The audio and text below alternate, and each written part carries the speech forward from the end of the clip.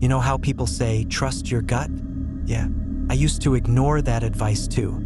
This happened about a year ago, and I'm only now starting to talk about it. Because when something creeps you out emotionally, when it messes with your sense of what's real, it doesn't leave bruises or scars, just questions. And some nights, even now, I still scroll through those old messages like I'm trying to find something I missed. Anyway, I'd been on the apps for a while. Nothing serious, just swiping here and there. I'd gotten used to the small talk, the dead-end conversations, the ghosting. You know the drill. But this guy, Miles, he was different. Or at least he seemed different. He had this smile in his profile picture that felt familiar, like someone you already knew. His messages were thoughtful, warm. He remembered things I said, asked follow-ups, complimented me in a way that didn't feel forced. He wasn't pushy, but he wasn't distant either. Somehow, he struck that perfect balance, and he didn't waste time. By day 2 of chatting, we were sending voice notes. By day 3, late-night texts. He told me I was easy to talk to, that I had this calm energy that made him feel like he could tell me anything. That most people didn't get him, but I seemed to, and it felt good, really good, especially after months of dating duds and one-word texters. Our first date was casual coffee at a cozy place downtown. He was even more charming in person. A little too smooth, if I'm being honest, but I brushed it off. So what if he was confident? It's not a crime to know what you're doing. But then came the second date. That's when the weirdness started. We were out for dinner, and he told me this story about his childhood, about how his dad used to fix old radios, and how the smell of burnt wires always reminded him of being safe. Something about the way he said it stuck in my brain. Felt oddly scripted. Then later, when we were walking out, he said, "You're not like other people. You see past the noise." It was poetic, sure, but it sounded too polished, too practiced. Still, I smiled, said thank you, and tried not to overthink it. But that night, I couldn't sleep. Something kept tugging at me. So I pulled out my phone and scrolled back through our messages, from the first one to the last. And that's when I saw the pattern. Almost everything he'd said to me read like it came out of a movie.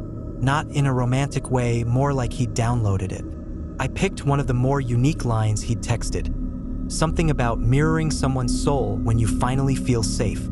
Pasted it into Google out of curiosity. And there it was, word for word. A comment from a Reddit thread titled, 50 Psychological Hacks to Build Trust with Women. My stomach dropped. I tried another line. I feel like we met before in a dream I forgot until now. Another match. This one from a forum called Seduction Science. I spent the next hour going down the rabbit hole, pasting, clicking, searching. Every message that had made me feel special was recycled, copied and pasted from threads teaching men how to manufacture intimacy. Some even had instructions attached, like, use this line on the second or third day of texting to trigger oxytocin responses. I felt sick, so I did what anyone would do. I Googled his name. Nothing came up, so I tried his photos. Reverse image search pulled up a couple of profiles on other dating apps under different names. Same face, same smile. And then, buried on an obscure women's safety forum, I found it. A post from someone named Alina, dated 6 months back. She described a guy she matched with. Same photo, same charm, same lines. She thought she was falling for him, until he convinced her to invest in a crypto startup he swore he was working on. She wired him $1,200. He disappeared. Another woman replied to her thread. Then another. Same story. Some got ghosted. One said he got into her apartment under the pretense of charging his phone and left with her wallet. No one knew his real name. No one could find him after. He wasn't just a player. He was a predator. I blocked him that night, reported his profile too. I never heard from him again. But every now and then I checked the apps, just in case, because he always used different names, slightly different bios. The smile never changed, though. Here's the part that still messes with me. For a little while, I wanted it to be real. I wanted the version of him I'd fallen for to exist. Even after knowing the truth, some small, stupid part of me kept rereading those messages, wondering if maybe he meant them, even though I knew they were fake. That's what scares me the most. How easy it is to fall for someone who knows exactly what to say. So yeah, trust your gut, especially when it's whispering that someone's being a little too perfect. Because sometimes the mask is just a mask, and behind it, there's nothing at all.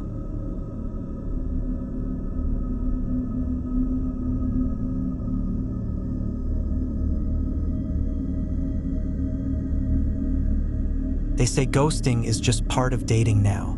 You meet someone, you talk, maybe go out once or twice, and then poof, they vanish. Blocked, unmatched, radio silence. It's like they were never real to begin with. I always thought it was rude, yeah, but not something worth losing sleep over. Until this happened. Now I'm not so sure ghosting is always the worst case scenario. This started last fall. I'd been using a dating app, not one of the sketchy ones, something mid-tier, decent reviews, nothing too desperate. I matched with this woman named Ivy, mid-30s, sharp smile. She had this kind of offbeat vibe I liked. Her bio said she loved jazz, cooking without recipes, and once hitchhiked through Romania for 3 weeks. We started chatting. She was funny, dry-witted, but warm. Not fake flirty, just real. After a few days of texting, we moved to voice notes, then video calls. She had this little scar under her chin, barely visible, but she said she got it from falling off a bike as a kid. Stuff like that makes a person feel more real, you know? After about 3 weeks, we decided to meet up. Just dinner, nothing fancy. Italian place halfway between our neighborhoods. And honestly, the date was great. Not movie perfect, not fireworks in the sky or anything, but just easy, comfortable. We talked for 2 hours without checking our phones once. She told me about a cousin she lived with, how they were kind of estranged now. I mentioned how I was thinking about moving out of the city next year. It was just 2 people clicking. That's rare. At the end, we hugged, nothing more, and she smiled in that quiet way people do when they're thinking about the future. I texted her when I got home, told her I'd had a good time. No response. Next morning, I checked the app. Her profile? Gone. I tried texting again. Message didn't go through. She'd blocked me. At first, I thought, okay, that's weird, but maybe she wasn't feeling it. Maybe I misread everything. I gave it a couple of days. Then I Googled her name. Nothing. Not even a LinkedIn. No Facebook. No digital footprint, which in 2025 is almost impressive. But I let it go. What else could I do? I deleted our chat, chalked it up to one of those weird blips the dating world throws at you, and moved on. Then, 2 months later, I got a call from a blocked number. The guy on the other end said he was a detective, gave me a badge number, asked if I had a few minutes to talk, said it was about someone named Ivy. My stomach turned. I told him we'd matched on a dating app, that we talked for a few weeks and met once. He asked for the date. I gave it. He went quiet for a second, then asked if I still had any messages from her. I told him no, they were gone. Then he asked if I'd noticed anything strange about her behavior. I paused, told him about how she'd just disappeared after our date, how she'd blocked me, how it felt out of nowhere. That's when he said it. Ivy was missing. Reported by her roommate 3 weeks ago. She hadn't come home one night, and her phone had been off ever since. No bank activity, no social media presence, nothing. They had pulled phone records, and my number was the last contact in her messages before she went off the grid. That freaked me out. I told him I hadn't seen her since that one dinner, that she ghosted me afterward. He believed me, I think, but he asked me to come down and answer a few more questions in person. Just routine. I did. They showed me a photo of her. Same face, same smile, but a different name. Not Ivy. She had a different legal name, and apparently, she'd used several aliases on different apps. Same photos, slightly different bios, different names each time. Ivy, Mira, Jen, Elise. According to the detective, she'd been dating several men at once, none of whom knew about each other. Some lived in different cities entirely. They believed she may have been running a scam at first, maybe fishing for money or gifts, but nothing in her accounts suggested that. No one had reported anything stolen or missing. Then they told me something that made my blood run cold. 3 of her matches, men she'd gone on dates with in the past year, had also reported strange things happening after. Anonymous texts, their apartments being watched. One guy swore someone broke into his place but didn't take anything, just moved things around. Cops couldn't prove anything. But there was one theory they were working with unofficially. They believed someone she had matched with, one of the many people she talked to, may have become obsessed. That maybe he figured out she was seeing other people. That maybe he started tracking them. All of them, including me. I asked if I should be worried. The detective just said, "Keep your doors locked." That was 4 months ago. I haven't gotten any weird texts. Haven't noticed anyone following me. But I did change my number, and I stopped using dating apps entirely. Sometimes I think about her, whoever she really was, and wonder if she's alive somewhere, hiding, or if she vanished for good. And sometimes, in the middle of the night, I think about all those names she used, all those men she matched with. How many of them don't even know she's gone? How many of them might be next? So yeah, ghosting isn't so bad. It's the ones who don't disappear that you really need to worry about.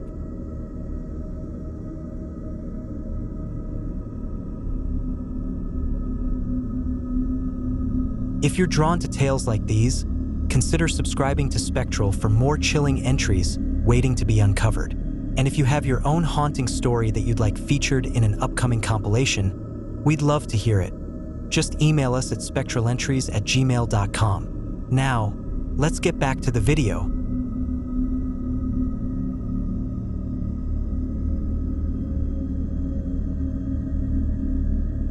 You ever agree to something just to prove to yourself that you're not a coward? Yeah, that's how this happened. It started with a dating app match, nothing out of the ordinary. Her name was Riley. Cute, had this half smile in all her pictures like she was constantly mid-laugh. Her bio said something like open-minded, good vibes only, my boyfriend and I love meeting new people. Swipe right if you're curious. Now normally I'd swipe left on that.